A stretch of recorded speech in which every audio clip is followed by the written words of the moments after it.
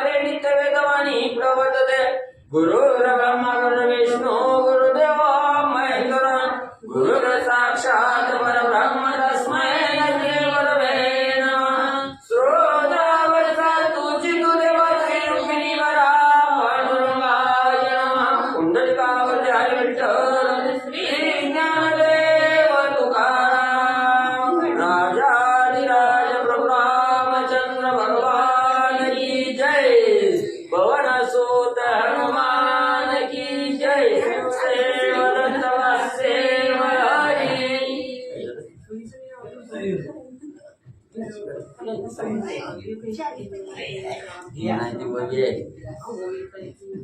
आता काय करावं आता मॅडम सुरू चालू इथं एकला समजा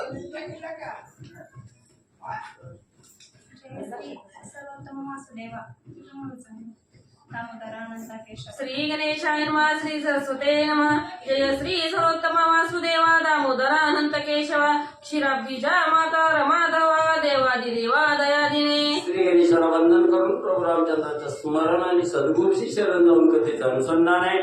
ग्रंथकर्ते मनोहर सूत महाराज आणि असणाऱ्या भगवंताची त्या ठिकाणी स्तुती करू लागलेली आहे. सगळ्यात उत्तम त्या ठिकाणी असणाऱ्या आणि सर्व जनतेवर कृपेचा आशीर्वाद त्या ठिकाणी धरणारा आणि क्षीराब्दीचा जावई त्या ठिकाणी असणाऱ्या आणि रमेचा असणारा त्या ठिकाणी पती असणारा त्या ठिकाणी भगवंता तुम्ही देवादिदेव त्या ठिकाणी आहात. दयेचा असणारा सागर त्या ठिकाणी आहात आणि अशा असणाऱ्या भगवंता तुम्हाला साष्टांग नमस्कार असो. तव चरण सरोजी प्रेमा खंडदेई सर्वोत्तम नाम वदावयाची सीमा शेषादेई गती नवे पै. मग असणाऱ्या तुमच्या चरणरूपी असणारा जो सागर आहे त्या ठिकाणी या सागराच्या ठिकाणी चरणाच्या ठिकाणी आम्हाला असणारा अखंड म्हणजे असणारा त्या ठिकाणी आणि जागा त्या ठिकाणी द्या. तुमचं असणारं त्या ठिकाणी नाव आणि मुखामध्ये घ्यावं एवढी असणारी त्या ठिकाणी मी एवढा म्हणजे त्या ठिकाणी मोठा नाही. तुमचा असणाऱ्या गुणाचा गुणवाद त्या ठिकाणी करत असताना शेषाच्याही जिवेला असणारे दोन भाग त्या ठिकाणी पडले. मग शेषाच्या असणाऱ्या दोन्ही जिवेलाही तुमचं वर्णन त्या ठिकाणी करता येत नाही. तिथं मी एक पामर आहे त्या ठिकाणी मी काय तुमचं असणारं वर्णन त्या ठिकाणी करावं. ग्रंथकर्ते मनोहर सूत बोलतात तेथे मी अल्पमती पामर वदन म्हणतो स्तुतीत उत्तर एक जीवेचा प्रसर के विस्तार साहो शके. मग शेषाला तुमचा असणारा गुणवाद त्या ठिकाणी करता येत नाही. तुमचं वर्णन त्या ठिकाणी शेषाच्या मुखातूनही त्या ठिकाणी होत नाही. तिथं तर मी एक असणारा एका जीवेचा असणारा पामर आहे दीन आहे त्या ठिकाणी माझ्याच्या काय असणारी तुमची स्तुती त्या ठिकाणी होणार आहे असं त्या ठिकाणी आणि ग्रंथकर्ते भगवंताला बोलू लागले. बरी आत्मसात करावे काही म्हणून आरंभिले नवाई कृपाळुत्वे शेवटास न्यायी ही परिसावी विज्ञापना. म्हणून तुमची असणारी स्तुती करण्या एवढा मी काय असणारा श्रेष्ठ त्या ठिकाणी नाही. मी अल्पमतीचा त्या ठिकाणी साधक आहे. पण म्हणजे काय करावं हा असणारा ग्रंथ अधिक मास महात्म्य त्या ठिकाणी परिपूर्णतेला नेण्यासाठी तुमची असणारी कृपादृष्टी त्या ठिकाणी माझ्यावर व्हावी. तुम्ही धावून त्या ठिकाणी यावं आणि माझ्या हातून कार्य त्या ठिकाणी करावं म्हणून माझ्या मुखातून वेगळी वाकडी तुमची असणारी स्तुती आणि त्या ठिकाणी मी गायली गेली. मी नेने जपत साधन काही दान धर्म व्रत उद्दापने पाही करावया ते नाही नाही ग्रही संग्रही तू जाणता. मग त्या ठिकाणी असणारं तुमच्या मध्ये असणारी आराधना करण्यासाठी काहीतरी दान धर्म करावं वस्त्रदान त्या ठिकाणी करावं व्रत उद्यापन त्या ठिकाणी करावं म्हटलं तर मी दिन आहे त्या ठिकाणी. मी काही भरपूर असणारा सधन त्या ठिकाणी नाही पैसेवाला त्या ठिकाणी. भगवंता माझ्या घरची सगळी प्रापंचिक जी स्थिती आहे ही तुम्हाला सगळी त्या ठिकाणी आणि म्हणजे माहिती आहे. निशिदिनी संसाराची हळ सदा चित्ती वाटे तळमळ तेने न गमेची काळ वेळ म्हणून या खेळ आरंभिला. मग म्हणजे असणारा रात्रंदिवस म्हणजे ह्या असणाऱ्या संसाराचा असणारा गाडा त्या ठिकाणी चालवत असताना नेहमी म्हणजे असणाऱ्या हृदयाच्या ठिकाणी असणारं दुःख आहे हळहळ आहे आणि कसा असणारा प्रपंच त्या ठिकाणी आज होईल. आजचा दिवस गेला तर उद्याचा कसा त्या ठिकाणी जाईल याची सदा या असणाऱ्या चित्ताच्या ठिकाणी तळमळ आहे. म्हणजे मग त्या असणाऱ्या संसारारूपी राटगाडग चालवत असताना काही काळ वेळ त्या ठिकाणी काहीच म्हणजे त्या ठिकाणी कळत नाही. म्हणून म्हणजे आता थोडा संसारातून वेळ काढला आणि या असणाऱ्या कथेकडे त्या ठिकाणी वळलो. म्हणून ही असणारी कथेला आरंभ करत असताना तुमची असणारी थोडीशी स्तुती आणि म्हणजे मी केली गेली. तरी कृपा करून रंगे न्यूनते पूर्ण करावे अंगे रसोत्पत्ती रस वेगे जीवन घाली दयाळवा. म्हणून म्हणजे त्या ठिकाणी असणाऱ्या भगवंता म्हणजे या ठिकाणी जी काय हे कार्य त्या ठिकाणी करत असताना हा अधिक मास महात्म्य त्या ठिकाणी कथा पूर्णत्वाला त्या ठिकाणी नेत असताना त्याच्यामध्ये काही कमी जास्त त्या ठिकाणी झालं तर तुम्ही ते असणार कमी जास्त पूर्णत्वाला त्या ठिकाणी न्यावं.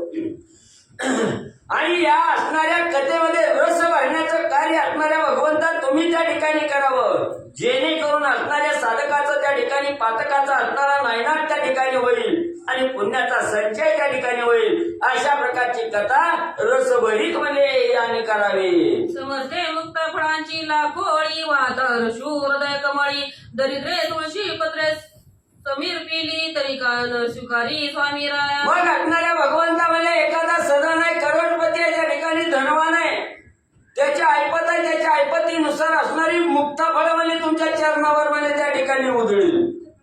म्हणून काय म्हणजे असणाऱ्या एखाद्या दरिद्र्यानं धन नाही म्हणून सहज म्हणजे असणाऱ्या तुळशीचं पान त्या ठिकाणी घेतलं आणि तुमच्या चरणावर त्या ठिकाणी वाहिलं तर असणाऱ्या त्या ठिकाणी सधन माणसानं म्हणजे त्या ठिकाणी धनवान माणसानं मुक्ताफळ वाहिली म्हणून त्याचा स्वीकार करायचा आणि गरिबाच्या तुळशीच्या पानाचा स्वीकार त्या ठिकाणी करायचा नाही. असं काय म्हणजे भगवंता तुमच्या जवळ आणि आहे का.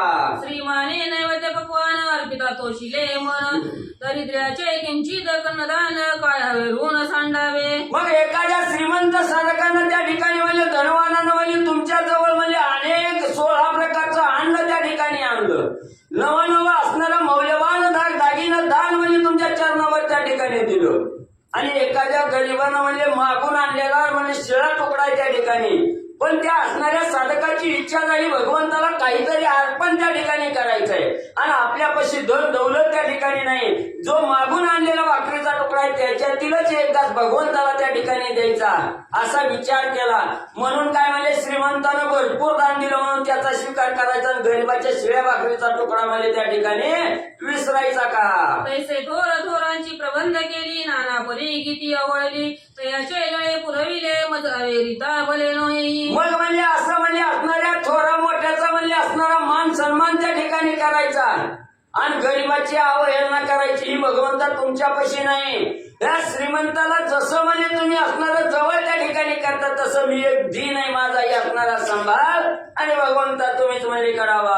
असो कृपा कराल श्री हरी तरी वदेल वै खरी सरस्वती बैसे जीवाग्री मन तुरुंगी आत्मरामा. मग असणारं हे अधिक मास महात्म्य कथा म्हणजे त्या ठिकाणी करत असताना भगवंता तुम्ही नक्की म्हणजे माझ्यावर असणारी कृपा कराल आणि तुम्ही असणारी कृपा त्या ठिकाणी केली की माझ्या असणाऱ्या जिभेवर म्हणजे असणारी सरस्वती आरूढ त्या ठिकाणी होईल आणि माझ्या वैखरीतून असणारी कथा सुसंवाद आणि व्यवस्थित म्हणजे त्या ठिकाणी चालू राहील. म्हणून तुमची कृपा माझ्यावर त्या ठिकाणी म्हणजे असावी.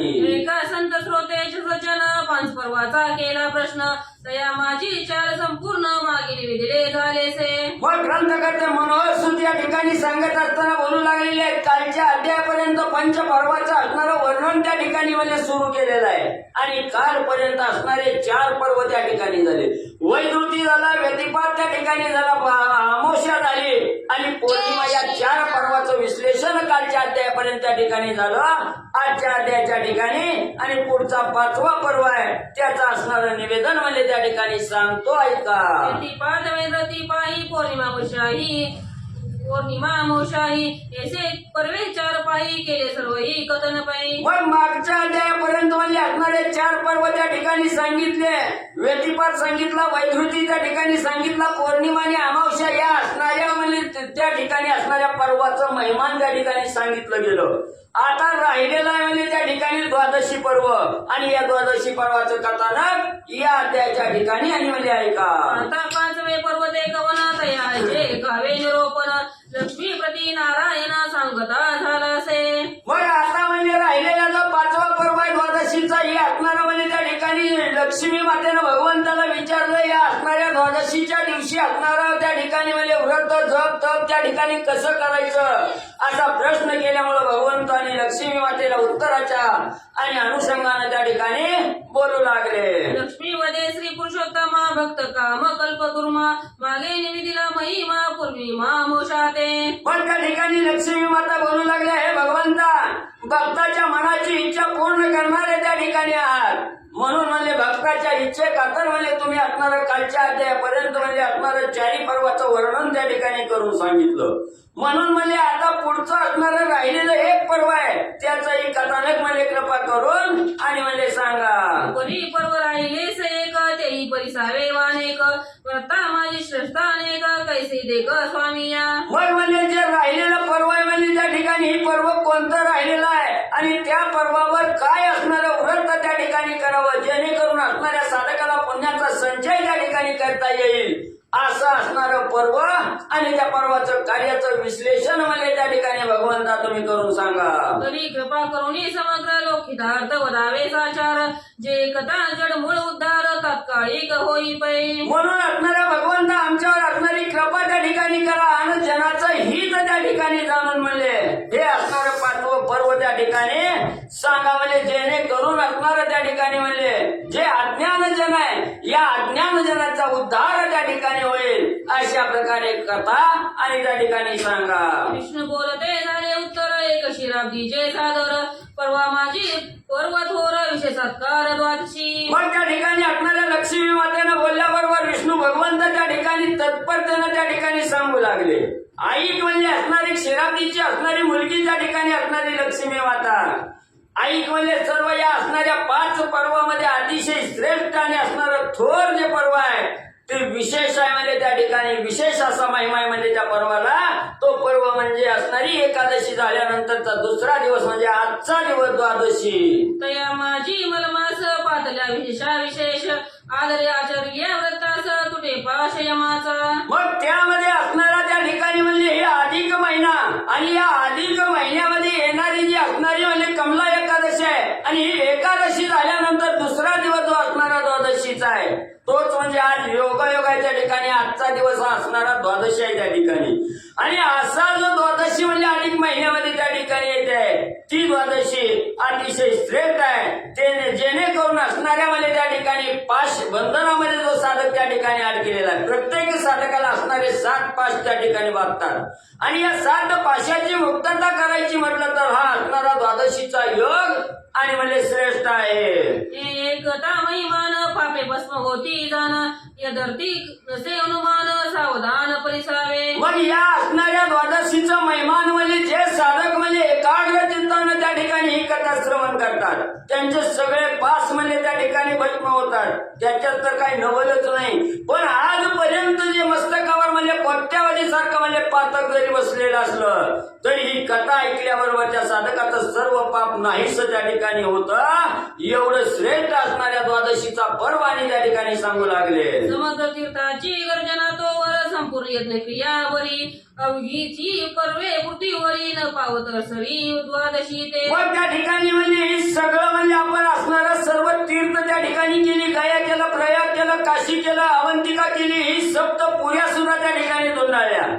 सर्व जेवढी पृथ्वीवर तीर्थ सांगितली गेली ही सगळी म्हणजे त्या ठिकाणी केली. त्याचं असणारं पुण्य एका बाजूला आणि अधिक महिन्यातल्या द्वादशीला केलेलं व्रत आहे त्याचं पुण्य म्हणजे एका बाजूला तुळलं जातं. संपूर्ण पर्वाचे फळ पायी न तुळे द्वादशीचे ठाई काय सांगो ते दीजे नवाई मी शेषाई वदत असे. मग कालपर्यंत जे असणारे 4 पर्व त्या ठिकाणी सांगितलं आणि त्या 4 पर्वाचं जे असणारं महात्म्य त्या ठिकाणी सांगितलं. या 4 पर्वाचं असणारं पुण्य एका बाजूला आहे आणि या द्वादशी व्रताचं पुण्य एका बाजूला आहे. म्हणजे एवढं श्रेष्ठ असणारं द्वादशी आहे. द्वादशीची बरोबरी कुठल्याच पर्वाबरोबर आणि त्या ठिकाणी म्हणजे होत नाही. यज्ञ केली याचे फळ अथवा प्रयागी स्नान गंगाजळ शेतीचा कल्पवास प्रबळ सेविला सर्व काळ आदरे. मग आपण असणाऱ्या एखाद्या साधकानं अनेक असणारी यज्ञ होम हवन म्हणजे त्या ठिकाणी केलं. नवनव प्रयाग तीर्थाच्या ठिकाणी जाऊन म्हणजे असणारं स्नान त्या ठिकाणी गंगेमध्ये केलं. तरी म्हणजे त्याचं असणारं पातक पूर्ण म्हणजे त्या ठिकाणी नाही होत नाही. पण ही असणारी जी अधिक महिन्यातली द्वादशी आहे, या द्वादशीचं व्रत जर असणाऱ्या साधकानं त्या ठिकाणी अंगीकारलं गेलं तर त्या गंगा नदीमध्ये केलेल्या स्नानापेक्षा श्रेष्ठ असणारं पुण्य म्हणजे आणि या द्वादशीचं साधकाला म्हणजे प्राप्त होतं. तरी द्वादशी ते तुलना नाही शस्त्र देती याची ग्वाही प्रत्ययोगी जे स्वदेही केली पाही व्रताते. मग असणाऱ्या ह्या द्वादशीचं व्रत जर अंगीकारलं गेलं, आचरण त्या ठिकाणी द्वादशीच्या व्रताचं केलं तर त्याची बरोबरी कशा बरोबरच नाही. ही मी सांगत नाही म्हणजे त्या ठिकाणी असणारं शास्त्र त्या ठिकाणी गर्जना करून सांगतं. शास्त्रात म्हणजे त्या ठिकाणी सांगितलं गेलं, हे साक्ष असणारं शास्त्र त्या ठिकाणी आहे.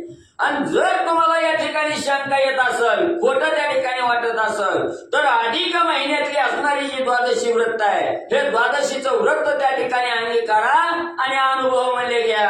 पोषण एकादशी ते द्वादशी ते गीचे पाराने ब्राह्मण सतर्पण मिष्टाने आणि दाने नाना विधी. मग असणारा हा द्वादशीचा जो विधी आहे त्या ठिकाणी कशा प्रकारचा करायचा, तर असणारी जी आदल्या दिवशी असणारी एकादशी आहे, ह्या एकादशी दिवशी असणारा पूर्ण म्हणजे उपवास त्या ठिकाणी करायचा. आणि एकादशीचा उपवास झाल्यानंतर दुसऱ्या दिवशी द्वादशी दिवशी सकाळच्या प्रहरी असणारा पारणं म्हणजे त्या ठिकाणी करायचं. ब्राह्मणाला बोलवायचं, ब्राह्मणाला असणारं भोजन त्या ठिकाणी द्यायचं, मिष्टान्न त्या ठिकाणी द्यायचं. तसंच म्हणजे आपल्या आपल्या कुवतीप्रमाणे असणाऱ्या ब्राह्मणाला दान आणि त्या ठिकाणी द्वादशी दिवशी म्हणजे द्या.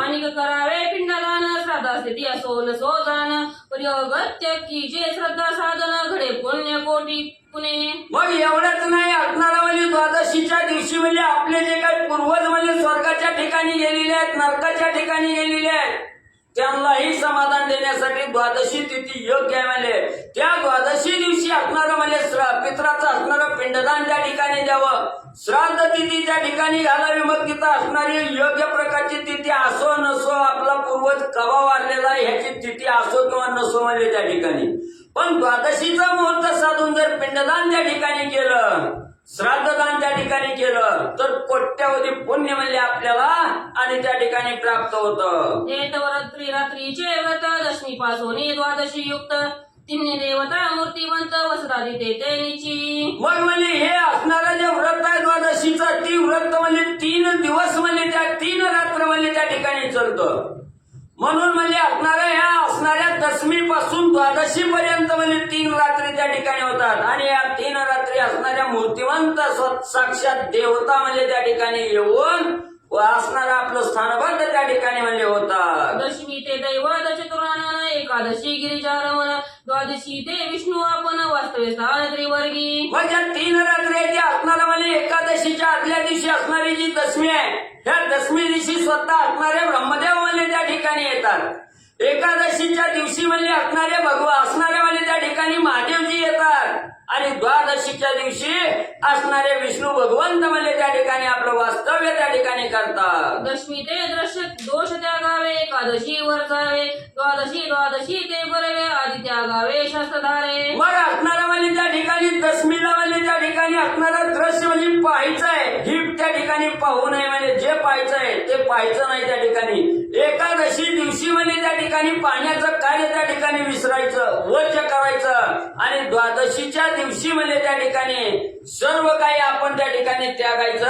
अशा प्रकारे शास्त्राच्या आधारानं म्हणजे तुम्हाला त्या ठिकाणी आणि सांगतो. वरान्न ग्रान औषधक सर्व स्नेह खट वांग रेख लवण तांबूल श्री संग सुख दुःख एक भुक्त दशमी ते. मग असणाऱ्या दशमीच्या दिवशी म्हणजे त्या ठिकाणी एक वेळेस फक्त म्हणजे असणारं त्या ठिकाणी म्हणजे फराळ करायचा, असणारं जेवण म्हणजे त्या ठिकाणी करायचं. दुसऱ्याच्या घरचं खायचं नाही, स्वतःच्याही घरचं गरम काही म्हणजे त्या ठिकाणी खायचं नाही.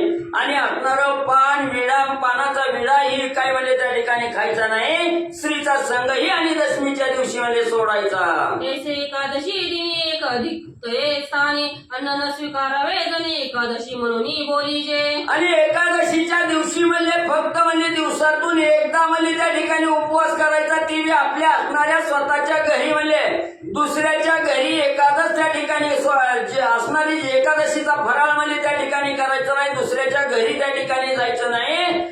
एकादश म्हणून फक्त आपल्या घरी एकदाच म्हणजे त्या ठिकाणी फराळ आणि करावा.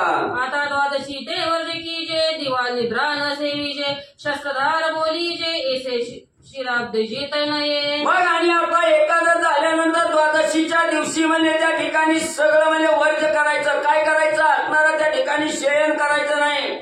असणारं म्हणजे आपल्या असणाऱ्या पलंगावर किंवा बाजावर त्या ठिकाणी म्हणजे असणारं झोपायचं नाही. दिवा त्या ठिकाणी लावायचा नाही.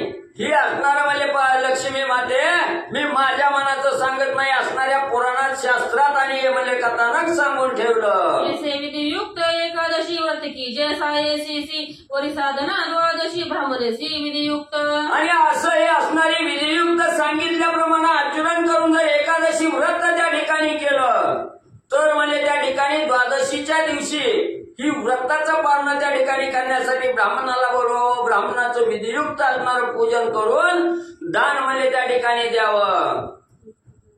श्री गणेशाय नमः, श्री सरस्वते नमः, श्री प्रभू रामचंद्राय नमः. त्याही वरी केली पिंडदान, ते तव विशेषाहुनी विशेष जाण. तेने केले गया वर्चन, पितृ उद्धारण कुळाशी. मग असणाऱ्या त्या ठिकाणी म्हणजे असणाऱ्या द्वादशीच्या दिवशी म्हणजे असणाऱ्या ब्राह्मणाला बोलवायचं, ब्राह्मणाचं पूजन करायचं, ब्राह्मणाला आपल्या शक्तीनुसार दान त्या ठिकाणी द्यायचं. आणि त्याच दिवशी असणाऱ्या म्हणजे त्या ठिकाणी जर पिंडदान त्या ठिकाणी केलं तर अतिशय श्रेष्ठ म्हणजे कार्य आपल्या हातून त्या ठिकाणी होतं. तर असणाऱ्या त्या ठिकाणी हे पिंडदान म्हणजे द्वादशीच्या दिवशी त्या ठिकाणी केलं तर गयेला जाऊन म्हणजे असणारी त्या ठिकाणी म्हणजे तीर्थयात्रा करून जसं आपल्या पित्राचं उद्धरण त्या ठिकाणी करता येतं तेवढं असणारं पुण्य म्हणजे आणि द्वादशीच्या दिवशी पिंडदान केल्यामुळे मिळतं. तुळशी पत्रा समान, आरतीला जरी पिंडदान, तरी ते माझा मेरू समान, वदे नारायण स्वमुखे. मग असणारे भगवंत त्या ठिकाणी सांगतायत द्वादशीच्या दिवशी तुमची असणारी म्हणजे त्या ठिकाणी ऐकत नाही. मोठे मोठे पिंड करावे, असणारं दान त्या ठिकाणी पिंडदान करावं म्हटलं तर. पण म्हणले काय करा, असणाऱ्या तुळशीच्या पाना एवढं छोटं छोटं जरी पिंड त्या ठिकाणी केलं, दान त्या ठिकाणी केलं तर ते म्हणजे मला असणाऱ्या पर्वता एवढं म्हणजे त्या ठिकाणी मिळतात. पण असणारा भाव ठेवून जर पिंडदान त्या ठिकाणी केलं, तुम्ही असणाऱ्या तुळशीच्या पाना एवढा पिंड अर्पण त्या ठिकाणी केला तर मला पर्वतासारखा त्या ठिकाणी मिळतो आणि त्याचा अफाट पुण्य त्या साधकाला त्या ठिकाणी लागतं. असणाऱ्या पित्राचा उद्धार म्हणजे त्या ठिकाणी होतो. मलमासाची द्वादशी जरी उपोषण कडे ते दिवशी, तया ऐसा पुण्य राशी तुझा न असेना. आणि या अधिक महिन्यामध्ये येणारी जी द्वादशी आहे म्हणजे आजचा दिवस आहे, या दिवशी जर म्हणजे असणाऱ्या साधकानं पूर्ण दिवस उपवास त्या ठिकाणी केला, उपवास जर केला तर त्या साधकाचा पुण्य त्या साधकासारखा असणारा योग्य म्हणजे दुसरा साधकच म्हणजे त्या ठिकाणी राहत नाही. आणि त्याच्या असणाऱ्या उपवास केल्यामुळे त्याचा असणारा पुण्याचा पर्वत म्हणजे त्या ठिकाणी साजतो. त्याच्यासारखा दुसरा साधकच म्हणजे दुसरा नाही. जन्मांतर सहस्र सेना, तयाने जिंकलेसे जाण. वरी ब्राह्मण संतर्पण, पूजा विधान यथोचित. मग त्या ठिकाणी या द्वादशीच्या दिवशी म्हणजे असणारा उपवास त्या ठिकाणी घालला तर त्या साधकाचं हे जन्माला आलेलं सार्थक झाल्याशिवाय राहत नाही. आणि जन्मांतरीचं जे दुःख आहे, पूर्वजन्माचं सुद्धा जे दुःख असेल ते सगळं दुःख त्या ठिकाणी नाहीच होतं. त्यानं हे असणारं आपलं असणारं सगळं काही असणाऱ्या भगवंताला म्हणजे त्या ठिकाणी जिंकलं असं म्हणजे त्या ठिकाणी होतं. आणि वर्ण असणाऱ्या द्वादशी दिवशी पूर्ण दिवस उपवास त्या ठिकाणी करायचा, ब्राह्मणाला असणारा संताला त्या ठिकाणी बोलवायचं, पूजा विधान त्या ठिकाणी करायचं, असणारं दान धर्म त्या ठिकाणी संताला आणि ब्राह्मणाला त्या ठिकाणी केला तर श्रेष्ठ पुण्य त्या साधकाला आणि म्हणजे प्राप्त होतं. ऐसे व्रत भाव्या चरता, यमराव ओढवी माता, तया दुरिताची वार्ता, बोलू नयेची राजसे. मग अशा प्रकारचं हे द्वादशीचं व्रत जर म्हणजे एखाद्या साधकानं त्या ठिकाणी अवलंबलं गेलं, आचरण त्या ठिकाणी या द्वादशी व्रताचं केलं तर असणारा यमदेवाला सुद्धा चिंता लागते, ती सुद्धा आपलं कपाळ भरवून घेते. आता मी कुणाची शिकार करायची म्हणते. सगळे साधक जर अशी असणारी पूजा अर्चन द्वादशीचं व्रत त्या ठिकाणी करायचं म्हटलं गेलं तर असणारी यमनगरी वस त्या ठिकाणी पडल. म्हणून म्हणजे यमदेवाला सुद्धा चिंता आणि त्या ठिकाणी वाटते. त्रयदिनी ब्राह्मण लागून, जरी वस्त्र करविले परिधान, तरी कल्पपर्यंत स्वर्ग भोग जाण, तया लागून प्राप्त होय. मग या द्वादशीच्या दिवशी एखाद्या असणाऱ्या साधकानं म्हणजे ब्राह्मणाला आपल्या घरी बोलवलं, यथेच्छ असणारं पूजन केलं, षड्रस अन्नाचं भोजन त्या ठिकाणी दिलं आणि काही असणारं वस्त्रदान जर असणाऱ्या ब्राह्मणाला त्या ठिकाणी केलं तर अकल्प आयुष्य असणार म्हणजे जोपर्यंत चंद्र सूर्य आहे तोपर्यंत त्याला असणाऱ्या स्वर्गाचा भोग आणि त्या ठिकाणी म्हणजे प्राप्त होतो. विष्णू माधव प्रित्यर्थ जरी आचरेला हे व्रत ब्राह्मण भोजन यथार्थ विष्णू प्रित्यर्थ द्वादशीसी. मग असणाऱ्या विष्णू भगवंताची असणारी म्हणजे त्या ठिकाणी प्राप्ती व्हावी म्हणून जर म्हणजे हे असणारं द्वादशीचं व्रत त्या ठिकाणी केलं, ब्राह्मणाला भोजन त्या ठिकाणी घातलं, पण ही असणारी द्वादशी तिथी त्या ठिकाणी योग्य या तिथी दिवशी जर ते त्या ठिकाणी कार्य केलं तर असणाऱ्या भगवंताची प्राप्ती झाल्याशिवाय त्या साधकाला म्हणजे अरे राहत नाही. सुवर्णदान सहस्त्रदान रौप्यदान उपहानदान शस्त्रासहित पादुकादान पुरुषोत्तम अर्पण कीजे. मग या असणाऱ्या द्वादशीच्या दिवशी म्हणजे असणाऱ्या ब्राह्मणाला बोलवायचं, त्याचं असणारं चरण म्हणजे त्या ठिकाणी पादुका पूजन त्या ठिकाणी करायचं आणि त्याच वेळी त्या असणाऱ्या ब्राह्मणाला सोन्याचं दान द्या किंवा असणारं त्या ठिकाणी म्हणजे रौप्यात असणारं धातू आहे तो धातू त्या ठिकाणी असणाऱ्या ब्राह्मणाला त्या ठिकाणी द्या. वस्त्र अलंकार त्या ठिकाणी द्या, डोक्यावर असणारी छत्री त्या ठिकाणी द्या, पायामध्ये असणाऱ्या चपला त्या ठिकाणी दान द्या, त्यांना असणारा भगवंत म्हणजे त्या ठिकाणी आनंदला जाईल. घृतदान घृतपाचित पक्वान्न त्रयोदश गुणी तांबूलदान गंधपुष्प सुदान कीजे अर्पण यथाविधी. तसंच म्हणजे असणाऱ्या ब्राह्मणाला म्हणजे त्या ठिकाणी असणारं तूप दान द्यावं किंवा असणाऱ्या तुपापासून बनवलेले जे असणारे पदार्थ आहेत त्या ठिकाणी जे पक्वान्न आहे हे पक्वान्न त्या ठिकाणी द्या.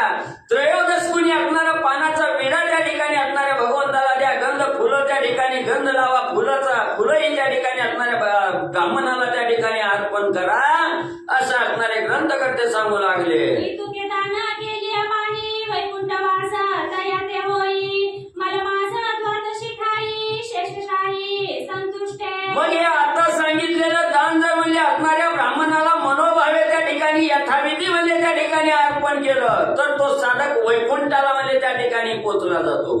आणि विशेष असणारं जे अधिक महिन्यामध्ये जे असणारं म्हणजे त्या ठिकाणी द्वादशी आहे त्या द्वादशीच्या दिवशी जर एवढं दान त्या ठिकाणी दिलं तर त्याला असणाऱ्या भगवंताची प्राप्ती त्या ठिकाणी म्हणजे आणि होते. यथा ऋतू काळे फळे कर्दळी फळे नारिकेळे खरजुरी लवंगा फुगी फळे जायफळादी आदरे. मग यथा ऋतूकाळी जी असणारी फळं म्हणजे आपल्याकडे उपलब्ध त्या ठिकाणी असतात, असणाऱ्या म्हणजे त्या ठिकाणी पेरूच्या दिवसात पेरू असतात किंवा असणारा म्हणजे त्या ठिकाणी सुपारी ज्या वेळेस असणारा म्हणजे काळ त्या ठिकाणी असतो त्यावेळेस असणारी सुपारी त्या ठिकाणी येते. केळी असणारी असू द्या, खजूर असू द्या, अशी असणारी जी आपल्या योग्य यथाकाळी जी असणारी म्हणजे त्या ठिकाणी फळं असतील ती फळं त्या वेळेला ब्राह्मणाला म्हणजे अर्पण करा. कपिला गोदाने नेमस्त मैदान अश्वासहित गज आजादी रथ गणित अर्पण कीजे द्विजाते. मग एवढंच नाही असणारी कपिला गाय म्हणजे त्या ठिकाणी असणाऱ्या ब्राह्मणाला दान करा. एखाद्या असणारा तो थोडीशी जमीन त्या ठिकाणी द्यायची असेल तर जमीन सुद्धा म्हणजे असणाऱ्या ब्राह्मणाला दान द्या. घोड हत्ती असणारा रथ याच्या सहित म्हणजे आपलं जसं जमल तसं ब्राह्मणाला दान द्या. युतुकी दाने सांगितली देका परिकृत दानाचे महत्वाधिक मलमासा पर्वणी आवश्यक कीचे देखा यथाविधी. मग इतकी दानं म्हणजे तुम्हाला असणाऱ्या ब्राह्मणाला देण्यासाठी सांगितली गेली पण त्याच्यात श्रेष्ठ असणारं जे दान आहे ते असणारं तूपदान आहे त्या ठिकाणी. हे तूपदान जर म्हणजे या अधिक महिन्याच्या द्वादशीला त्या ठिकाणी ब्राह्मणाला दान त्या ठिकाणी केलं तर ही अधिक महिन्याची जी असणारी पर्वणी आहे ही पर्वणी श्रेष्ठ पुण्याने त्या साधकाला प्राप्त करून म्हणजे देते. कांस्य पात्री घालून या घृत सुवर्ण प्रतिमा संयुक्त पूजा करोनी नेमस्त कीजे दान विप्रा लागी. मग असणाऱ्या काशाच्या धातूचं म्हणजे असणारं पात्र त्या ठिकाणी घ्या, त्या पात्रामध्ये असणारं तूप त्या ठिकाणी घाला आणि ते पात्र त्याच्यामध्ये असणारी सोन्याची प्रतिमा त्या ठिकाणी त्याच्या बरोबर करा, त्याची मनोभावे असणारी पूजा त्या ठिकाणी करा आणि ब्राह्मणाला म्हणजे दान द्या. त्याही वरी घृत पाचिक पक्वान्न तेही कास्यपदी घालून घृतासहित पूजा करून ब्राह्मण करी अर्पिजे. मग जे असणारं आपण म्हणजे काशाचं पात्र त्या ठिकाणी घेतलेलं आहे त्याच्यामध्ये असणारं तूप त्या ठिकाणी टाकलंय, त्या तुपाबरोबर जी काय असणार असणारी तुपाची म्हणजे आपण असणारं जे काय अन्न बनवलेलं आहे ते अन्नही त्यामध्ये घाला, तुपात सहित असणारं त्या ठिकाणी अन्न घाला, त्या असणाऱ्या भांड्याची पूजा त्या ठिकाणी करा आणि ब्राह्मणाला अर्पण म्हणजे करा. संख्यातयाची त्रीणी दशका वरी त्रीणी अधिक देखा ऐसे करुणी आवश्यक दिशे सम्यक विप्राते. मग किती द्यायचं तर तेव्हा सांगितलं गेलं असणारं म्हणजे 30 द्या, 30 पेक्षा कितीही म्हणजे त्या ठिकाणी असणाऱ्या ब्राह्मणाला म्हणजे असणारी ही तुपाची भांडी त्या ठिकाणी जर दिली तर किती आपल्या आपल्या म्हणजे असणाऱ्या शक्तीनुसार म्हणजे त्या ठिकाणी ठरवा, पण असणाऱ्या 30च्या पुढं म्हणजे त्या ठिकाणी द्या आणि ब्राह्मणाला संतुष्ट म्हणजे करा. साक्ष विप्रा लागी बरवे पूजा करुणी वस्त्र द्यावे वरी दक्षिणे सहित दान अर्पावे तेने पावे स्वर्गवासू. मग असणाऱ्या ब्राह्मणाला म्हणजे त्या ठिकाणी दान द्यावं, त्याला असणारं संतुष्ट त्या ठिकाणी करावं, मनोभावे असणारं पूजन म्हणजे ब्राह्मणाचं करावं. आपल्या शक्तीनुसार असणारी वस्त्र ही त्या ब्राह्मणाला दान द्यावी आणि वर्ण असणारा आपल्या ऐपतीनुसार थोडासा दक्षिणा म्हणजे त्या ठिकाणी द्यावा. तो साधक स्वर्गाला म्हणजे गेल्याशिवाय आणि राहत नाही. द्वादशी साक्षात विप्रा लागी बरवे पूजा करुणी वस्त्र द्यावे वरी दक्षिणे सहित दान अर्पावे तेने पावे स्वर्गवासू. कथेचं अनुसंधान ग्रंथकर्ते मनोहर सूत या ठिकाणी सांगतायत. द्वादशीचा महिमा आहे आणि त्या द्वादशीला नवीन अशा प्रकारचं वस्त्र, ब्राह्मणाला दक्षिणा, त्यांना नवीन वस्त्र, कपडे सगळं त्या ठिकाणी असणारं सवस्त्र दान अर्पावं. त्यानं काय होतं, स्वर्गामध्ये जातो, स्वर्गवास त्यांना भेटतो. अशा प्रकारचे द्वादशीचा महिमा महाराज सांगतात. द्वादशी ऐसे दुजे पर्व काशी ऐसे क्षेत्र पूर्व तीर्थ माझी विशेष गौरव प्रयागराज दानिजे. आणि द्वादशी सारखं दुसरं पर्व जगतामध्ये श्रेष्ठ नाही, काशी सारखं तीर्थक्षेत्र नाही. आणि जर तीर्थामध्ये पाहिलं गेलं तर प्रयागराज आहे. प्रयाग सकळ तीर्थाचा रावो. रामायणामध्ये नाथ महाराज सांगतायत, राव म्हणजे राजा, सगळ्या तीर्थाचा राजा प्रयागराज आहे. क्षेत्रामध्ये पवित्र क्षेत्र काशी आहे आणि पर्वामध्ये पवित्र पर्व काय असेल तर ती द्वादशी आहे. द्वादशीच का जगामध्ये श्रेष्ठ आहे. बार्शीला भगवंत आले फक्त द्वादशीलाच आले म्हणून बार्शीला बार्शी नाव आहे. द्वादशीस आले भगवाना मनोनी बार्शी नामा भिराना ऐसे तेतीचे महिमाना व्यासनंदन बोलिला. बोधिलीलांबरी ग्रंथामध्ये आले 14वा. तिथं ग्रंथकर्ते सांगतायत द्वादशीला भगवंत बार्शीला आला म्हणून बार्शी नाव पडलं गेलं. आणि तिथलं असणारं पुण्य पावन नगर तीर्थक्षेत्र त्या द्वादशीचं महिमानं ऐका.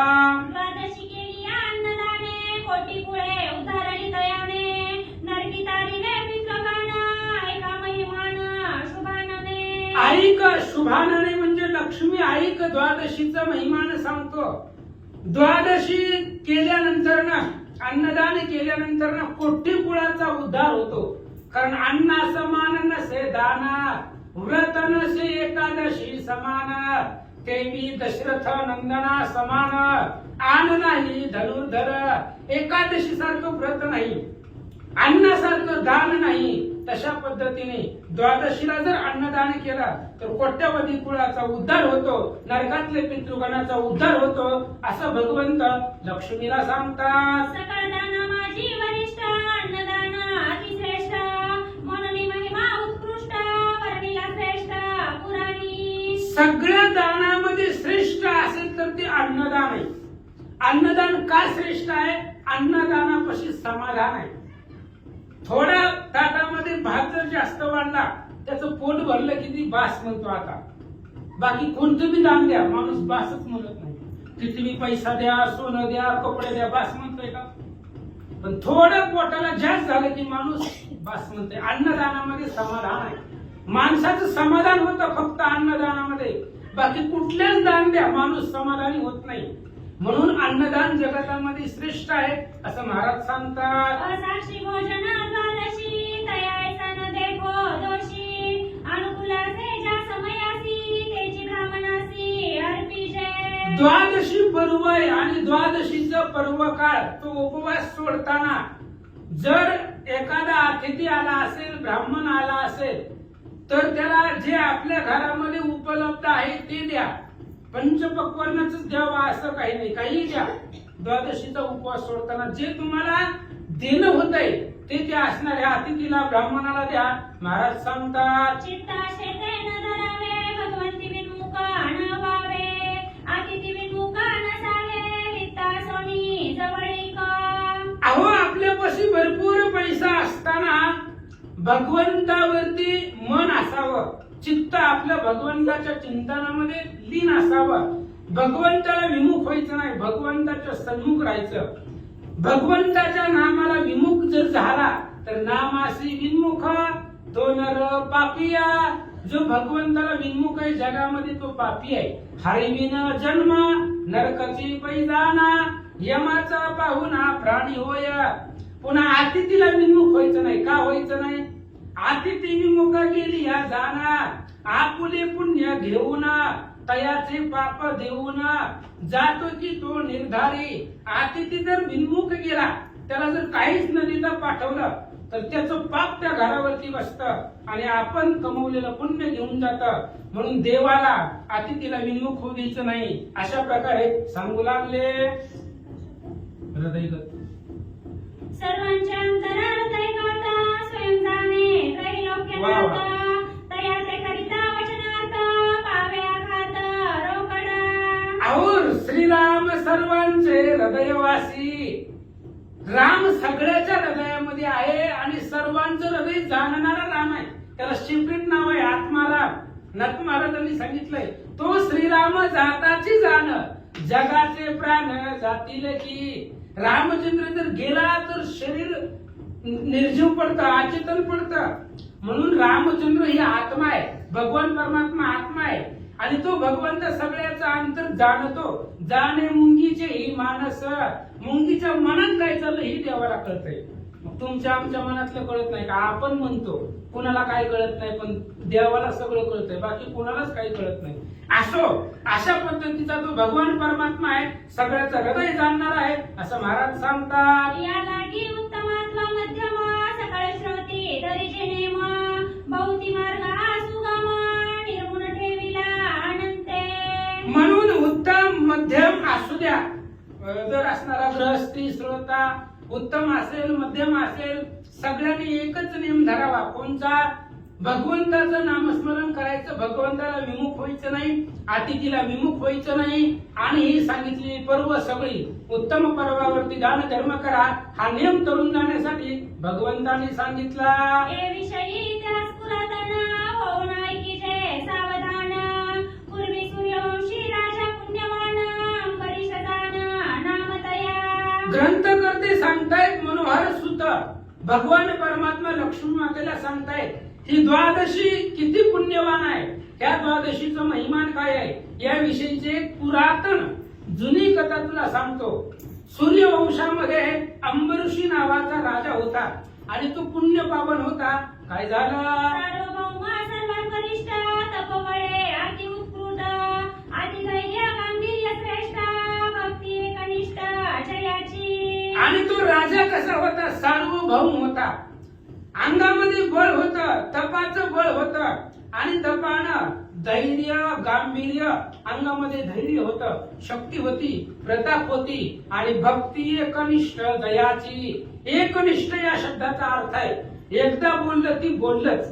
बोललेला प्राण जरी गेला तरी तोंडातनं शब्द गेलेला चुकीचा होऊ द्यायचा नाही, अयोग्य ठरू द्यायचा नाही. अशा प्रकारचा तो एकनिष्ठ राजा होता, तो अंबरीषी होता. प्रजेलागी अति कणवाळू, विप्रालागी परमस्नेहाळू, रिपुद्रमालागी जैसा काळू, कृतांतवंत तयाते. आणि तो अंबरीषी राजा कसा असायचा? प्रजेलागी कणवाळू, कृपाळू, प्रजेसाठी अतिशय कृपाळू होता.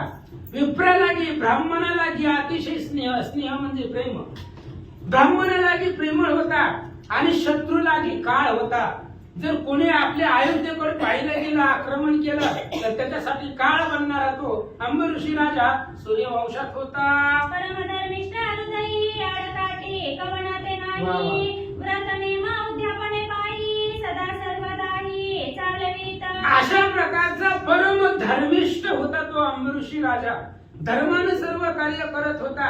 कोणाला आडकाठी नाही, कोणालाही आडवं नाही. अयोध्येमधली प्रजा असेल, ब्राह्मण असेल, बाकीचे असणारे क्षत्रिय असतील, कोणालाही आडवं न जाणारा असा एक कनिष्ठ, एकमेव भगवंताची भक्ती करणारा तो राजा होता.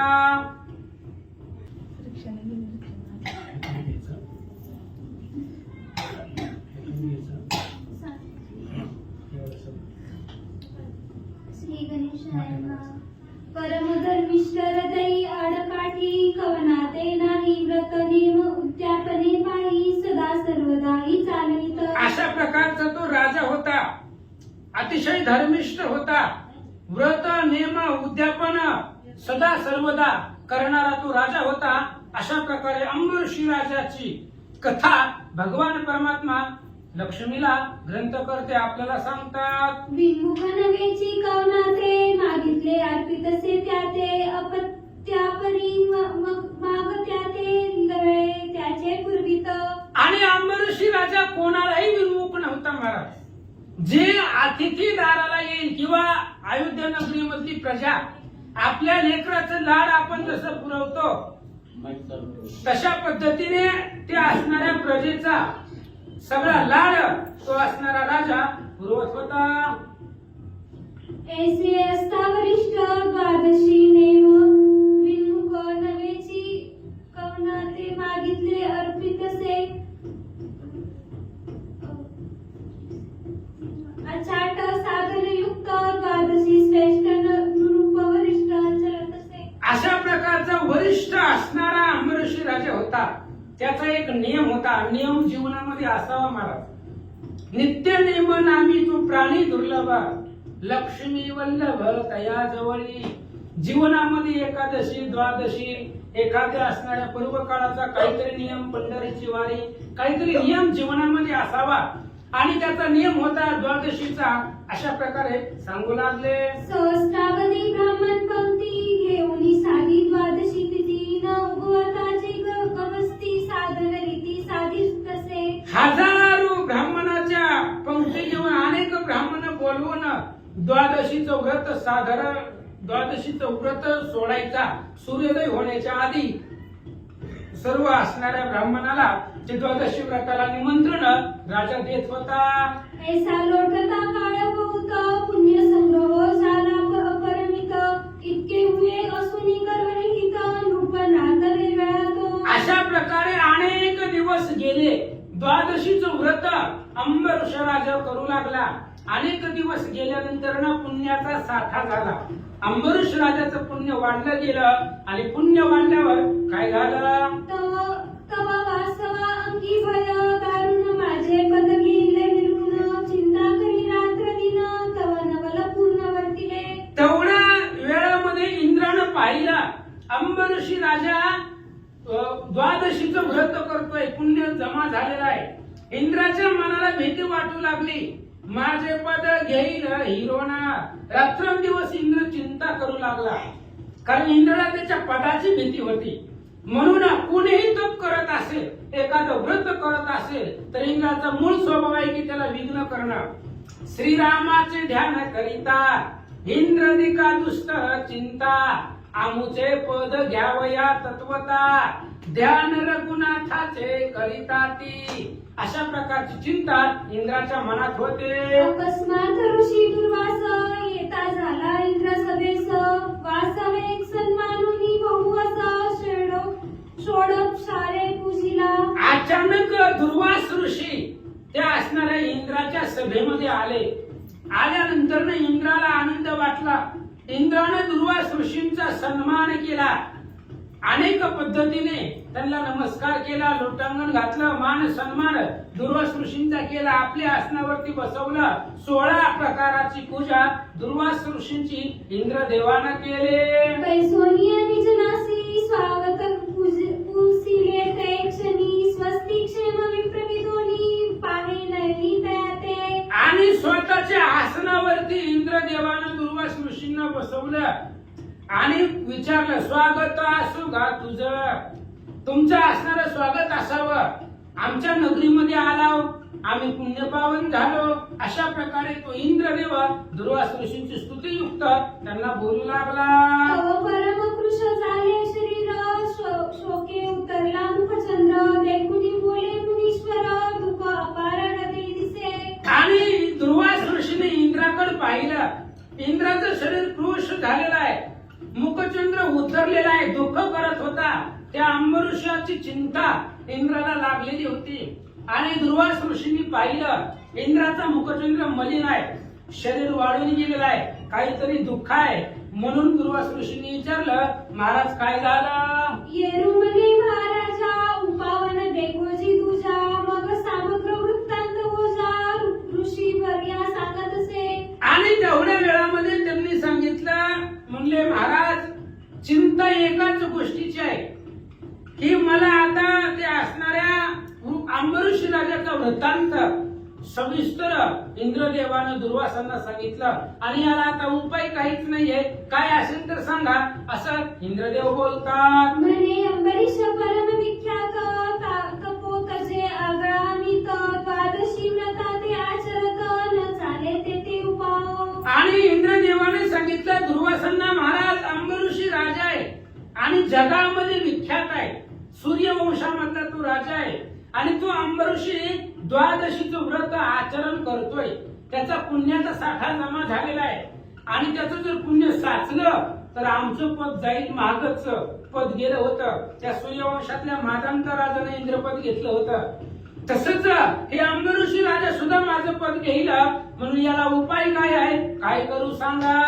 ऐस्यासी करुणी काही द्रव हा परम माझे जीवी म्हणून पायी ठेवी डोई सांगा काही मज लागी. अशाला मी काय करू महाराज सांगा? हृदयाचा रोग झालेला आहे आणि हृदयावरती जखमा, त्या ठिकाणी आतमधल्या जखमा दिसत नाही म्हणून औषध चालत नाही. दशरथ राजालाही हृदय रोग झालेला होता, कुठल्याही प्रकारचं वैद्य चालत नव्हतं त्याच्यावरती. म्हणून महाराज काय करू सांगा? हृदयाला झालेला रोग आहे, काय करावं? अशा प्रकारची चिंता इंद्रदेव व्यक्त करतात. जया ते हृदरोग लागला तो रोगी ते नको वंचला महाद्रोग जाय ते चला तरी धन्वंतरी तयाला वंचविती. ज्याला एखाद्या हृदयाचा रोग लागलेला आहे तो त्याचा रोग कुणीच घालवू शकत नाही. एखाद्याला जर मोठा रोग झाला तर धनवान लोक त्याला वाचवतात. काय पैसा लागायचा तेवढा लागू दे पण ह्याला वाचवा असं डॉक्टरला म्हणता येतंय. काय तुम्हाला किती पैसे लागतात घ्या, पण ते पेशंट व्यवस्थित करा.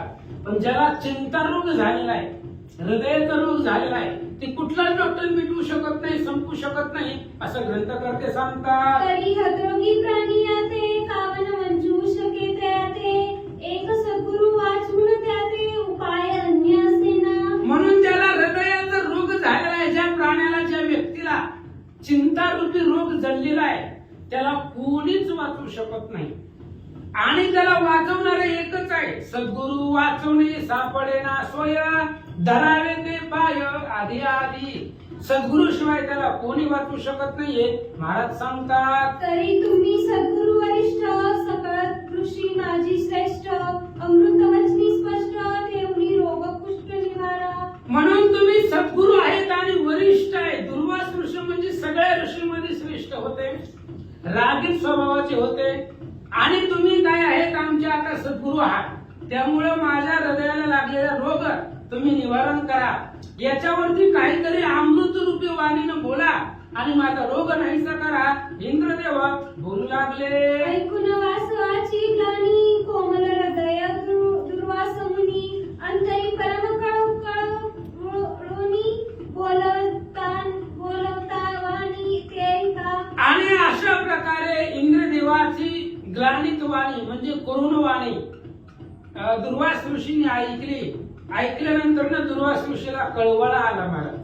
कारण आपलं दुःख साधूला सांगावं, कोणालाही शेजारा पाजाराला सांगत बसण्यापेक्षा शेजाऱ्याला सांगितलं वाटलं होत आहे. आपल्यापाशी उदाहरण आहे गोरक्षनाथाचं. त्याच्या आईनं सरस्वतीनं आपलं दुःख जे आहे ती भस्माची मुठी दिलेली सांगितली शेजारणीला जाऊन, आणि तिने सांगितलं सल्ली दिली, तिने टाकून दिलं, झालं वाटोळं. तसं हनुमंत म्हणे रायासी दुःख निवेदावे साधुसी ते तात्काळ तयासी उपायासी योजिल टिटवी नावाच्या पक्षीने आपलं दुःख नारदाला सांगितलं आणि भगवान श्री विष्णू ब्रह्मदेवा सहित सगळ्याचं भांडण करून तिची मेलेली पिल्ल जिवंत केली का? फक्त संताला दुःख सांगितलं. आणि दुर्वास ऋषी कळवळले गेले इंद्राच्या बोलण्यावरती. काय उपाय करतात ऐका. दुर्वासव देवास्व पाही द्वादशी ऐसे व्रत तुझे नाही जे आचरती सदा सर्वदाही त्या एवढा नाही पुण्य श्लोक. दुर्वास ऋषींनी सांगितलं इंद्रा द्वादशी सारखं व्रत जगामध्ये श्रेष्ठ नाही. द्वादशी व्रत आहे श्रेष्ठ आहे, अतिशय पुण्यपावन आहे.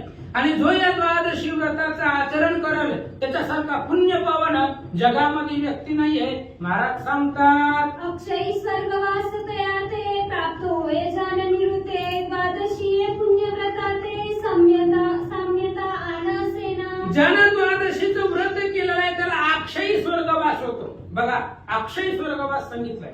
बाकीच्या पुण्यानं स्वर्गवास आहे पण आपलं पुण्य संपलं की पुन्हा माघारी यावं लागतं.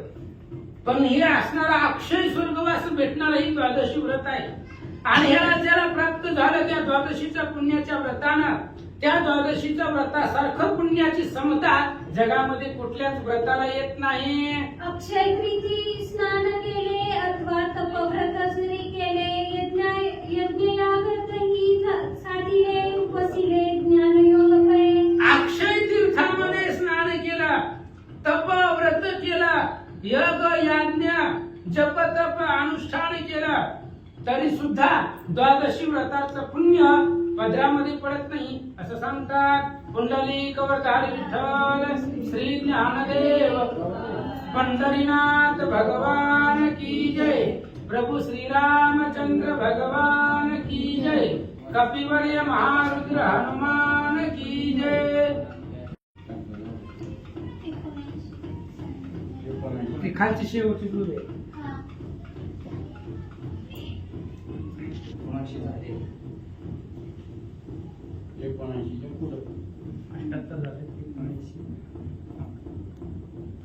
पुंडलिकावरदारी विठ्ठल श्री ज्ञानदेव तुकाराम पंढरीनाथ भगवान की जय.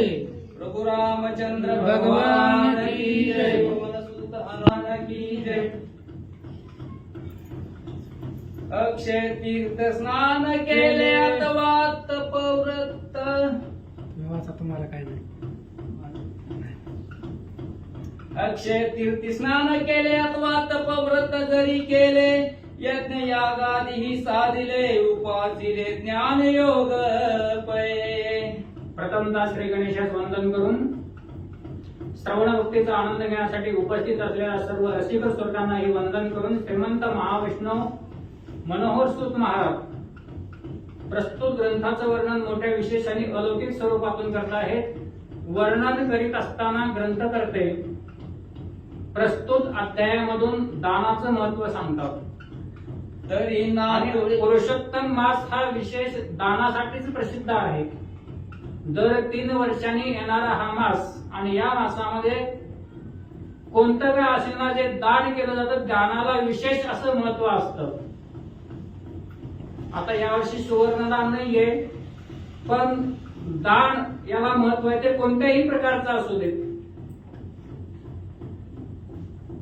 तीळ मात्र जरी दान असेल त्यात दानाने अक्षय प्राप्ती होते. बिरबलाची एक कथा आहे, छोटासा दृष्टांत आहे. बिरबलाच्या दरबारामध्ये कवी कालिदास होते. अत्यंत विद्वान असे कवी कालिदास होते. उन्हाळ्याचे दिवस होते. कालिदास सकाळ दुपार आणि सायंकाळ तिन्ही वेळ नदीवर स्नान करायचे. उन्हाळ्याचे दिवस होते त्यावेळेस कवी कालिदास दुपारच्या स्नानासाठी नदीवर गेलेले होते. आणि बिरबल हा सहज विचार केला की उन्हाळ्याचे दिवस आहेत, आपल्या राज्यामधील लोकांना उन्हाळ्यामध्ये काय त्रास होतोय, आपल्या लोकांच्या काय तक्रारी आहेत का हे जाणून घेण्यासाठी दुपारच्या वेळेस सहज बाहेर पडलेले होते. म्हणजे चालत फिरत होते. इतर वेळेस ते हत्तीवरून फिरायचे, सोन्याच्या सिंहासनावर बसून नगरामध्ये फेरफटका मारायचे. पण कालिदास बिरबलाने विचार केला की दुपारची वेळ आहे, उन्हाळ्याचे दिवस आहेत, आपल्या नगरातील लोकांना काही त्रास होऊ नये याची काळजी घेणं ही राजाची जबाबदारी आहे. आणि ती जबाबदारी मला पालन करायची आहे म्हणून दुपारच्या वेळेस ते चालत निघालेले होते आणि कवी कालिदास त्याच वेळेस नदीवर स्नान करून त्याच रस्त्याने येत होते. कवी कालिदास जात असताना समोरून एक वयोवृद्ध व्यक्ती, अंगावर अत्यंत जीर्ण वस्त्र आहेत, पायामध्ये चपला नाहीयेत, डोक्यावरचे केस कुरळे आहेत, हातामध्ये पिशवी नाहीये, अशी अत्यंत जीर्ण झालेली एक गरीबी व्यक्ती, अत्यंत गरीबी व्यक्ती अनवाणी पायाने चालत येत होती. कवी कालिदासांनी पाहिलं, ऊन आहे, कडाक्याचं ऊन आहे, रस्त्यावर पाये पोळत आहेत, पायाला चटके बसत आहेत, तळपायाला फोड येत आहेत. कवी कालिदासांना कळवळ आला आणि पाहिलं की त्याच्या पायामध्ये चप्पल नाहीत म्हणून कवी कालिदासांनी आपल्या पायातली जी पादत्राणं आहेत त्या व्यक्तीला दान म्हणून दिली. जीर्ण झालेल्या होत्या, काय नवीन चपला नव्हत्या, पादत्राणं जीर्ण झालेली होती, ती जीर्ण झालेली पादत्राणं त्यांनी दान म्हणून दिली. आणि नेमकं त्याच वेळेस बिरबलांचा जो माहूत होता त्यांनी हत्तीला नदीवर नेलं होतं स्नान घालायला आणि स्नान घालून तो माहूत सुद्धा तो हत्तीला चालवत राजवाड्याकडे निघालेला. तिकडून समोरून बिरबल येत होता आणि त्याच रस्त्याने हे कवी कालिदास जात होते. कवी कालिदासांनी आपल्या पायातील पादत्राण त्या वाटसरूला दिले म्हणून आता कवी कालिदासांचे पाय बाजू लागले आणि तेवढ्यात तो माहूत या ठिकाणी हत्ती घेऊन येत होता. माहूतांनी पाहिलं, आपल्या दरबारातील राजकवी आहेत, कालिदास आहेत, विद्वान आहेत, संस्कृतचे अर्थ ते जाणते आहेत. तो माहूत म्हणाला, कालिदास कविवर्य, उन्हाळ्याचे दिवस आहेत, पाय पोळत आहेत, हत्ती रिकाम आहे, वर सिंहासन रिकाम आहे, मीही राजवाड्याकडे चाललोय, बसा वर सिंहासनावर. कालिदासांनी सिंहासनावर बसलं. 2-4 पावलं पुढे गेले आणि त्यावेळेस बिरबल समोरून आला. बिरबलांनी पाहिलं, हत्ती माझा आहे, माहूत ही माझा आहे, सिंहासन ही माझं आहे, माझ्या सिंहासनावर आज कोण बसलं? जवळ येऊन पाहिलं तर कालिदास होते. कालिदासांनी बिरबलांना नमस्कार केला, बिरबलांनीही कालिदासांना नमस्कार केला. त्यावेळेस बिरबल कालिदासांना विचारतोय, आज माझ्या सिंहासनावर कसे काय? कालिदास म्हणतात की नदीवरून स्नान करून येत असताना, राजवाड्याकडेच येत असताना समोरून एक व्यक्ती येत होती, वयोवृद्ध व्यक्ती होती, गरीब व्यक्ती होती, त्यांचे अणवाणी होते, पायात चपला नव्हत्या म्हणून माझ्या पायातील अत्यंत जीर्ण झालेल्या चपला मी दान दिल्या, तेवढंच पुण्य म्हणून माहूतांनी मला सिंहासनावर बसवलं. दृष्टांत संपलेला आहे. चपला जीर्ण झालेल्या होत्या, जीर्ण झालेल्या चपला दान दिल्या, तेवढंच पुण्य. सिंहासनावर बसलेला बिरबलांनीही नमस्कार केला. दोघंही आपापल्या मार्गाने निघून गेले. दानाला एवढं महत्व आहे. प्रस्तुत ग्रंथ करते या अधिक मास तुम्ही कोणताही अध्याय घ्या, फक्त दानाचं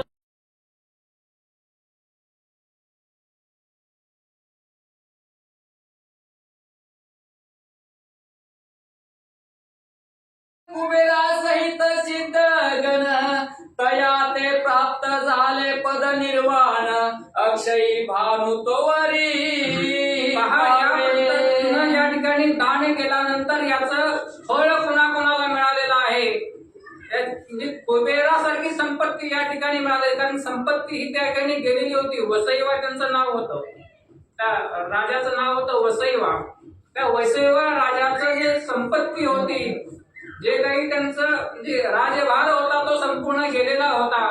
कारण राजाला एक नियम असतो, जसा आपल्या प्रजेला एक नियम असतो, राजालाही नियम असतो. राजा सिंहासनावर बसलेला आहे म्हणून तो आपल्या मनाप्रमाणे राज्यकारभार चालू शकत नाही. त्यालाही काही नित्यनियम आहेत, त्यालाही काही शास्त्रीय आधार आहेत. त्याच पद्धतीनं राजाने तिथं आचरण करावं लागतं. पण वसईवा राजांनी त्या ठिकाणी सिंहासनावर बसून आपल्या नगरीचा राज्यकारभार चालवत असताना मी सिंहासनावर बसलो हा गर्व त्याला झालेला होता. आणि याचमुळे त्याची जी काही संपत्ती होती, एक तर राजपद त्याचं गेलंच होतं आणि याच्या व्यतिरिक्त ती जी काही संपत्ती होती ती संपत्ती सुद्धा या ठिकाणी गेलेली होती. कुबेराच्या बरोबरीची संपत्ती होती ती पूर्णपणे लयाला गेलेली होती. ग्रंथकर्ते या ठिकाणी सांगतात की त्याची कुबेरा एवढी संपत्ती पुन्हा जर परत मिळवायचं असेल तर शास्त्रोक्त पद्धतीने आपल्याला आचरण करावं लागेल. मनोहर सूत सांगत आहे, स्वयंवाच वातुते पाही इंद्रपद लादले पूर्ण कमाई याची व्रत प्रभावे पाही अधिप सुरगणा. वसईवा राजाला या ठिकाणी सांगतात, नारद ऋषी सांगतात की तुला जर पुन्हा या ठिकाणी इंद्रपद प्राप्त करून घ्यावयाचं असेल तर द्वादशीचे व्रत जे सांगितलेलं आहे ते व्रत तुला या ठिकाणी करावं लागेल. यमधर्म आचरे व्रत ते पद झाले तरी प्राप्त साधन द्वादशी कैलासनाथ स्वय आचरे व्रताते. भगवान शंकर सुद्धा या ठिकाणी हे द्वादशीच्या व्रताचं आचरण केलेलं आहे. तू इतर कोणतेही का व्रताचं आचरण कर, पण गेलेलं पद जर पुन्हा प्राप्त करावयाचं असेल तर द्वादशीचं व्रत अत्यंत श्रेष्ठ आहे. ऐसे हे व्रत अतिश्रेष्ठ आचरत से नुप्र व वरिष्ठ तया अपाय करावयाचे कष्ट कवन नष्ट करू शके. तुझ्यापेक्षाही जे वरच्या पदावर आज सर्वश्रेष्ठ आहेत भगवान शंकर असतील, ब्रह्मा विष्णू महेश असतील, या प्रत्येकाने या व्रताचं काटेकोरपणे आचरण केलेलं आहे. आणि तुलाही जर या ठिकाणी पुन्हा त्या पदावर जायचं असेल तर हा व्रत तुला काटेकोरपणे आचरण करावं. कमी कष्टामध्ये या व्रताचं आचरण या ठिकाणी ग्रंथकर्त्यांनी सांगितलेलं आहे. इतर यज्ञ यागादी कर्म या ठिकाणी नाहीये, होम हवनादी कर्म या ठिकाणी नाहीये. इतर जी कर्म आहेत त्यामध्ये यज्ञ यागादी कर्म करावी लागतात, होम हवन करावे लागतात. पण या द्वादशीच्या व्रतामध्ये तशी क्लिष्ट प्रकारची कोणतीही व्रत नाहीये. अत्यंत सोपा आणि सरळ असा हा द्वादशीचा व्रत आहे. ग्रंथकर्ते सांगतात जया ते पुण्य सामग्री पूर्ण असे हो पदरी तया ते साह्य श्रीहरी व्रत निरंतरी चालतसे. आपण जर सहज विचार केला, आपण जर सात्विकतेने जर विचार केला तर आपल्या डोक्यामध्ये तर समोरचा काय करावं लागेल याची सद्बुद्धी देणारा भगवान श्रीकृष्ण आहे. पण आपणाला सुरुवातीला एक पाऊल पुढे जावं लागेल, त्या पद्धतीने आपणाला आचरण करावं लागेल. आपण एक पाऊल पुढे गेल्यानंतर भगवंत या ठिकाणी 2 पावलं देतोय, कारण तशी तू सद्बुद्धी घालतोय. आपण जर सहज सात्विक विचार केला तर त्या सात्विक विचाराला जोड देणारी बुद्धी हा भगवान श्रीकृष्ण आपणाला देतोय.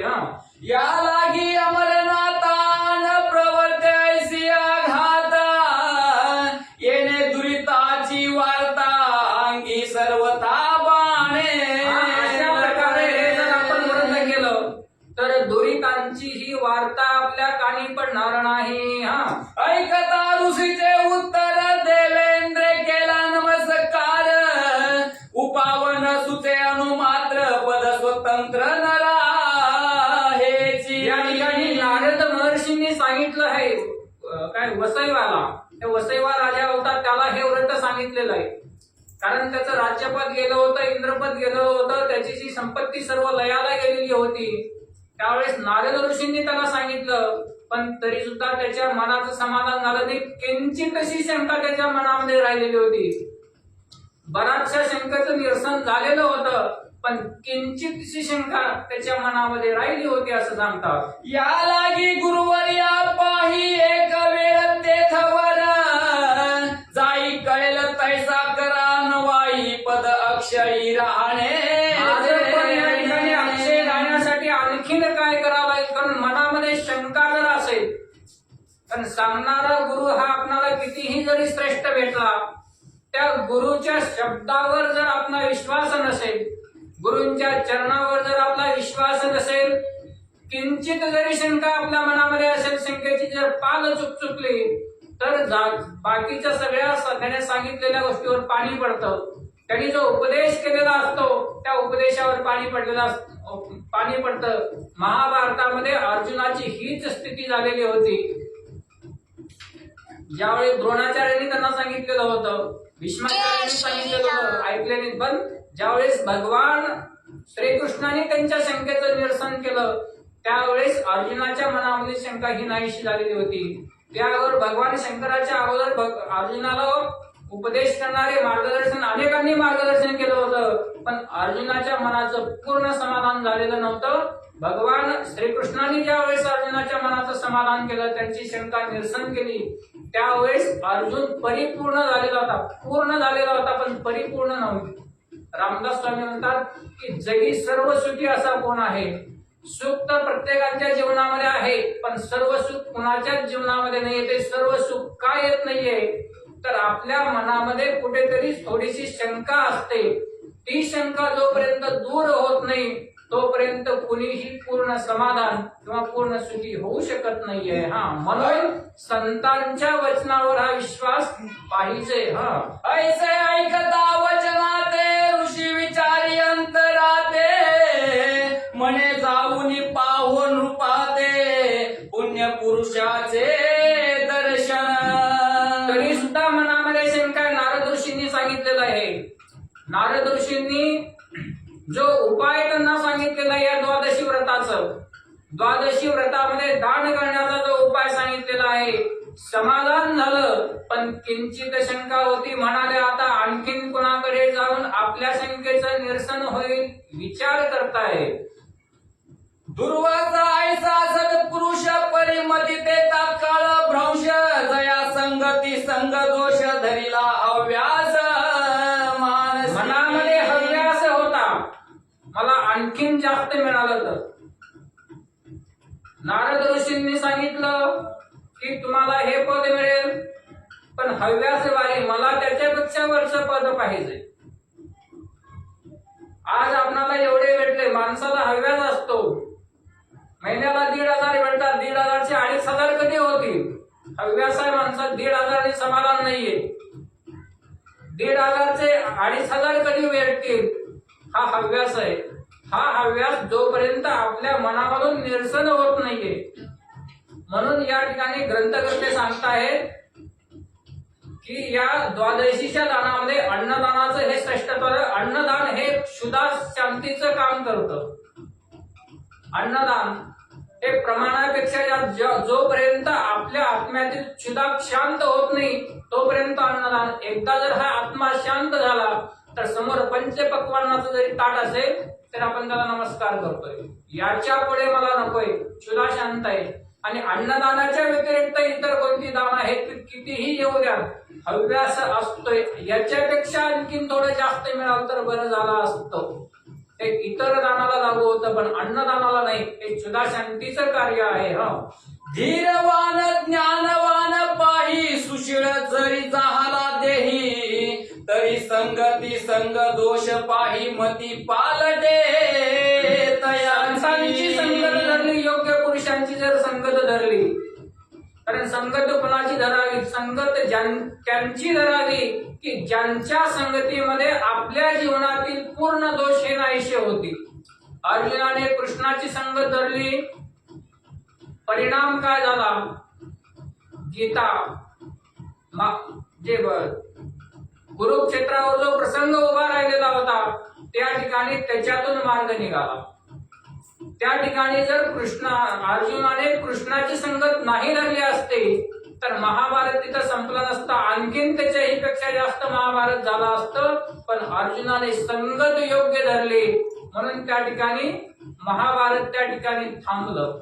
झालं पण योग्य वेळी ते थांबलं, नाही तर आणखीन जास्त झालं असतं. पण संगती ही चांगली पाहिजे. संगतीमुळे आपल्या जीवनातील हे दोष नाहीसे होतात आणि आपल्या जीवनातील दोष काय आहेत हे स्वतः आपल्याला अगोदर कळाले पाहिजेत. आणि हे दोष जर नाहीसे करायचे असतील तर संगत कोणाची करावी याचा विचार त्यानंतर केला पाहिजे. नसेल तर आपल्यामध्ये दोषच जर आपल्याला कळाले नसतील तर आपण संगत धरून काय उपयोग नाहीये. अगोदर दोष कळाले पाहिजे आणि त्या दोष निवारणार्थ संगत कशाची झाली पाहिजे हे कळालं, कोणाची झाली पाहिजे हे कळालं पाहिजे. म्हणून या सत्संग धरावा, दुर्जन संग तोल त्यागावा, जेणे विश्रांती पावे जीवा, देवाधिदेवा प्रेमा. दुर्जनाचा संघ टाळून या ठिकाणी योग्य प्रकारची संगत या ठिकाणी आपण धरली पाहिजे. बीज बोये बबुल का आम का आशिक आहे. आपण बाबळीचं झाड लावलं तर त्याला आंब्याची फळं येतील अशी अपेक्षा आपण करू नये. संगत योग्य प्रकारची धरावी. ग्रंथकर्ते मनोहर सूत सांगतात. आता दुर्वास ऋषी रावो घेऊन शिष्य समुदायो, नमुनिया वासो निघता झाला तात्काळ.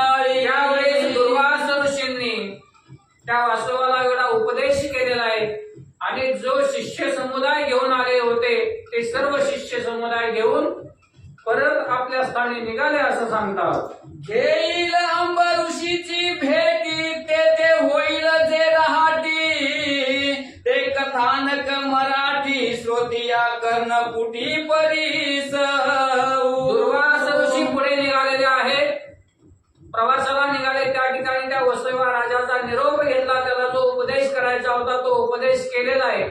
उपदेश केल्यानंतर, कारण ऋषी मुनी आणि संत हे एका ठिकाणी जास्त वेळ राहत नाहीत, नदी वाहती राहिली पाहिजे आणि ऋषी मुनी हे फिरत राहिले पाहिजेत. एकाच ठिकाणी जर थांबून राहिले तर ते गडोळ होण्याची शक्यता असते.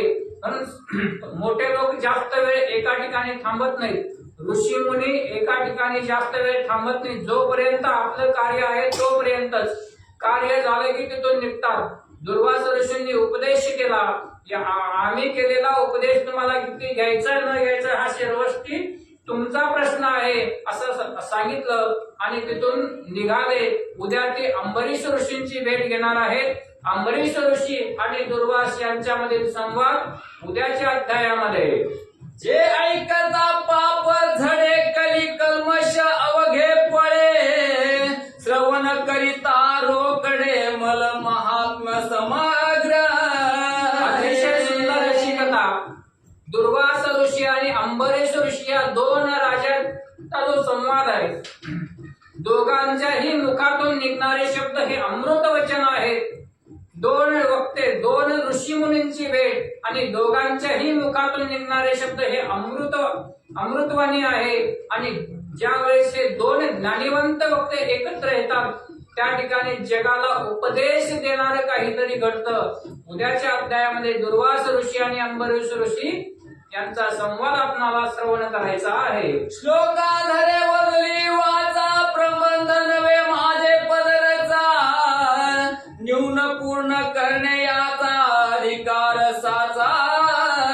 ग्रंथकर्ते मनोहर सूत या ठिकाणी सांगतात की ही जी मी कथा सांगितलेली आहे ती माझी नाहीये, हो माझ्या गुरूंचा आशीर्वाद आहे. ज्यांच्या कृपेची करंगळी धरून मी या परमार्थिक मार्गाचा पाते झालो त्यांच्या कृपेचा हा आशीर्वाद आहे. आणि हा आशीर्वाद मी तुमच्यापर्यंत पोहोचवण्याचं कार्य करतो. जसं पोस्टमन आपले पत्र आपल्या घरापर्यंत आणून देण्याचं कार्य करतात, तसं हे ग्रंथकर्ते मनोहर सूत म्हणतात की मी तिकडून आलेलं जे शब्दांचं गाठोडं आहे, तिकडून आलेला हा शब्दांचा समुदाय आहे, तो तुमच्यापर्यंत ग्रंथाच्या रूपाने पोहोचवण्याचा माझा प्रयत्न आहे, मनोहर सूत सांगतात. मी तव राम संप्रदायी भिक्षा मागतो ग्रही ग्रही ती भिक्षा एकत्र एकटाही पचवून पावी द्विजाते. या ठिकाणी भिक्षापत्र अवलंबलेला आहे. प्रत्येक घरोघरी जायचं आणि भिक्षा म्हणते हे म्हणून भिक्षा मागायची. हा माझा उदरनिर्वाह आहे आणि हे करत असताना जो गुरूंचा आशीर्वाद मला लाभलेला आहे त्या गुरूंच्या आशीर्वादाने जेवढी काही शब्द संपदा मला या ठिकाणी जमवता आली तेवढी मी जमवून ही तुमच्या पत्रामध्ये देतोय. ग्रंथकर्ते मनोहर सूत सांगतात. ऐसे हे तव कविता जाण कवीश्वराचे भिक्षान थाव बोध एकत्र करून स्वतिया लागून आपल्या दारासमोर आलेल्या एखाद्या भिक्षेकरूच्या झोळीमध्ये आपण एखादं दान दिलं तर ते दान जसं असतं तसं हे मला माझ्या गुरूंनी दिलेलं दान आहे. माझ्या भिक्षापात्रामध्ये माझ्या त्या झोळीमध्ये टाकलेलं हे दान आहे, मनोहर सूत सांगतात. इति श्रीमल महात्मा ग्रंथ पद्मपुराणीचे संमत मनोहर सूत विरचित त्रयोदश ध्याय गोड हा पुंडलिका